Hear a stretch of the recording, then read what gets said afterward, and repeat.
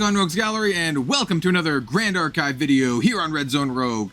We have a new banned and restricted, even though Silidar made a good point, they don't restrict cards, so why call it banned and restricted? We have a new banned and restricted update, as well as a brand new Proxy Vault card that is an ARISANNA card from the material deck. It is actually kind of cracked, and we're going to talk about it. So this is going to be kind of a quicker video, but I really wanted to talk about the BNR update as well as the new Ari card, because if you didn't know, I'm a huge fan of ARISANNA. If you look around the studio, I have three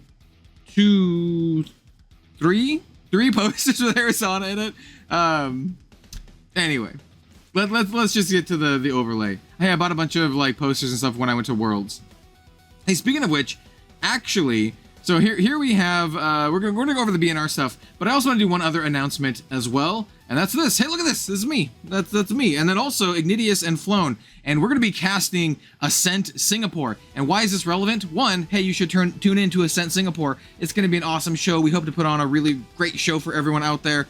I absolutely love Grand Archive, obviously, and casting is one of my really big passions, so I'm really happy to get back into the booth and do more Grand Archive casting. But why this is specifically relevant to this is because these new cards are going to be, or this new card and the BNR is going to be in effect for this event. So it's going to be a shaken up meta, and it's going to be really cool. Like, I know, talking with Ignidius, that there are players from the Singapore area, Southeast Asia, that really love ARISANNA, and they might actually be able to make the new Ari card and everything work. So without further ado, let's jump on over to the BNR update. Look at this. They used literally the best card in the entire game as the art for the BNR update. Fancy that. All right. Oh yeah, look at that. It's your girl Katsumi here. All right. So banned and restricted September 2nd, 2024. I'm literally recording this video at 10:48 p.m. on September 1st. So here's the TLDR. Kohazi Outlook is being moved to Category 2, which is banned in standard play. Chalice of Blood is being moved to Category 2, or Kohazi Outlook, Category 3.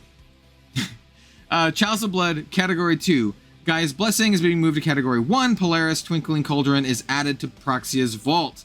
And so here is the big card, Polaris Twinkling Cauldron.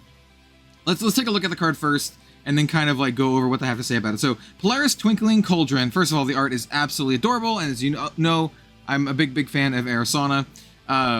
You know, I pulled out my ARISANNA deck when I taught Lucky Yuki how to play in the live stream that we did, and I just love her. And I actually think this card is exactly what she needed, or at least a step in the right direction. We'll see if this card single-handedly makes her more viable, but I think it's the exact kind of card that she really needed. Because I was always talking about she needs more board wipes, because she just gets run over by all of the allies. Slimes, she gets run over. Wind allies, she gets run over. Water allies, she gets run over. This helps. It's a board wipe. It's a 0-drop board wipe that you can play from your material deck. So 0-drop Regalia item, Cleric artifact, ARISANNA bonus. You can activate this card from your material deck. If you do, it enters rested. You can just play this the second you become ARISANNA. It's rested, but that's okay unless your opponent has some sort of removal. But maybe you're playing like the water variant of ARISANNA like I do, and so you have like, you know, counter magic basically to cancel their removal, or, you know, maybe other ways to protect it. And it says whenever you sacrifice an herb, put an age counter on Polaris. As class bonus, you activate, or you rest it. Activate is playing it, but you rest it and banish it and deal X damage to all allies, and then you generate up to X Cosmic Bolt cards and shuffle them into your deck. Now, keep in mind, Cosmic Bolts and generating, you need to have the actual physical copies, so you're gonna need at least like 4 to 8 additional Cosmic Bolt cards, and this has caused people already, like I said, I'm recording this at 10:50 p.m., like an hour after this was announced. All of the Cosmic Bolts have been bought out on TCG Play already, which is incredibly unfortunate. I would recommend maybe trying to pick up some from starter decks, maybe from your local game store, buy some from your LGFs, support them, and then each starter deck comes with 4. So that does help. Buy 2 starter decks, and you're basically good to go. I honestly think you might end up needing more than 4 extras. 4 is the bare minimum because that's how much you'll get just leveling up ARISANNA, because you get to gather twice leveling up. But I think an optimal deck, you might actually end up needing maybe 6 or so. We'll see. We'll see if the optimal decks end up running some incidental herb generation, because this card's so powerful that it starts in your material deck. You have access to this basically at all times, and being able to play this and then, you know, generate some herbs, or just generate some age counters with your herbs is really, really good. Just need to banish it and deal X damage to all allies. And then, like I said, you generate up to X Cosmic Bolt cards, shuffle them into your deck, and X is the number of age counters on Polaris. So you get that extra Cosmic Bolt equity, which is really, really good. Higher chance of, you know, drawing into your Cosmic Bolts, or Star Calling into your Cosmic Bolts. I think this card is an absolute banger, and it's exactly what she needs. I don't know if it's enough, because you're gonna wipe their board, and then they're just gonna play a whole bunch more slimes, and you still might die. So there's that.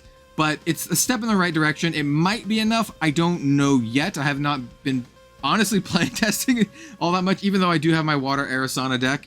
I haven't play tested it a lot because, you know, well, I'll be frank, it's not the best. But I love it, and it's a lot of fun. And so, yeah, I think this card's great. Will this make a big splash at Ascent Singapore? Maybe. Like I said, Igni was telling me a lot of folks just really, really dig ARISANNA in general in the area, so I just realized my parameters are a little off. There we go. But yeah, great card. I love Proxy Vault. It's so good. It's so smart. Being able to add cards to power up like your champions that are like falling behind is such a good thing. It's so good. No other card game does this that's like a physical card game, but they're doing it, and it's great. And you can literally print this card out. You literally just print it out, slap it on a card, and you're good to go. And it's consumer friendly, it's meta friendly. You know, Grand Archive, there's a reason why it's like one of my favorite card games. So yeah. All right, speaking of which, we can go over what they have to say here really, really quickly. So, introducing Polaris Twinkling Cauldron. Proxy had a bit of fun cooking up this regalia for ARISANNA. Yes. The intent behind Polaris is to allow more versatility in the approach to building Astra Cleric and allow the deck to have a greater reach in certain archetypes. We hope that Polaris does an appropriate job in allowing for more interesting approaches to constructing ARISANNA Cleric, and we're excited to see your brews. Pun definitely intended, I assume.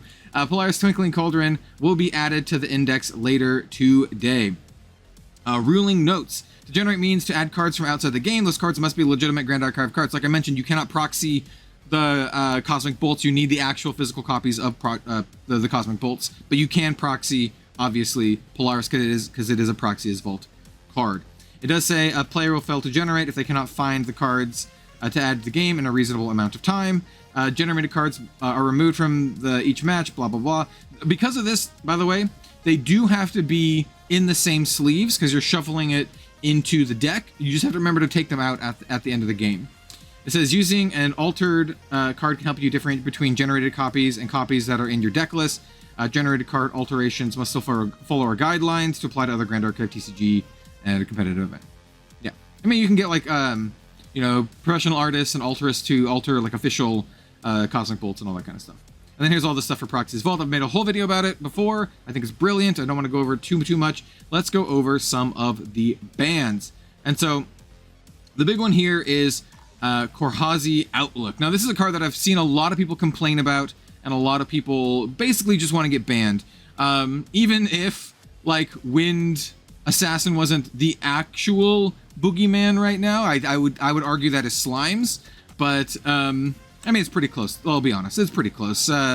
Wind Assassins is quite good, and it's definitely one of the top decks. But I think what it boils down to is this card's just not interactive in a way that is fun for a lot of people. I personally like it because I'm a degenerate assassin player, but it just makes it leads it to unfun and uninteractable specifically circumstances. So it says, we've decided to shelve this card design and reevaluate the accessibility of this type of interaction or counter interaction.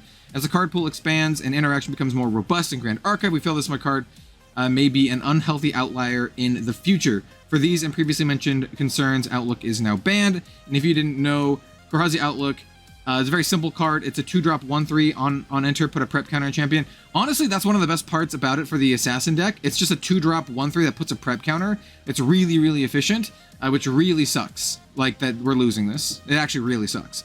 But the more oppressive part is class bonus. Remove a prep counter from your champion. Opponents can't activate cards this turn. Glimpse 1, activate this ability only during your turn. So basically, what you do is you pop this, and then you are saying to your opponent, hey, you have to do all your stuff now at like instant speed. Otherwise, you can't do anything else for the turn. So, yeah, there's that. It makes stuff like any sort of counter magic, anything that plays with like combats and stuff, basically unusable.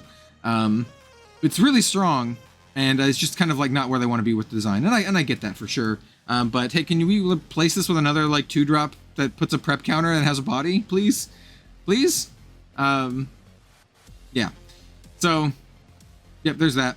And then we say Chalice of Blood is a card that they've been eyeing on. It's a really powerful card. If you're taking a lot of damage, you get to draw 2 cards, which is pretty strong. It says, with similar concerns of an increasing card pool that offers players greater control over the game, you feel that this growth might make the condition to favorably use Chalice with minimal downside and risk too easily and generally accessible for multiple archetypes. Yeah, so basically it's just a 0-drop. You banish it and draw 2 cards, but you can only activate this if your champion has 20 or more damage counters on them. I really like this in my ARISANNA deck, but it is a very, very powerful card in really late game decks, for sure. And then this is, they put Gaia's Blessing on here. So it says, Gaia's Blessing is a new card we're paying increased attention to in the metagame. It's because of slimes. One of the main points balancing control over influence size, hand, and memory, and contributing to the board has been the feasibility of getting extra cards throughout the game. Yeah, this card basically just lets you dump stuff from the top deck. We've been generally careful in designing cards that gain an excess of value to snowball games too quickly.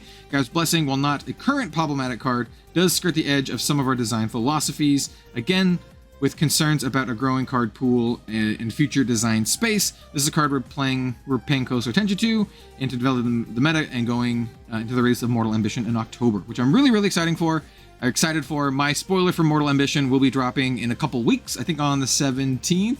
I mentioned it in the previous Grand Archive video. I've now seen my spoiler card, by the way.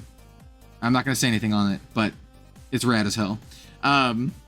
So anyway, yeah, so this is great. So putting on some more problematic cards, we have some Stone Skill Band. Scepter of Lumina is actually kind of fallen by the wayside with the advent of like the Slime and the Assassin decks, but who knows, maybe with the new meta being shaken up, this can be a more played card, perhaps in like a Water ARISANNA deck, where if control becomes more of a thing.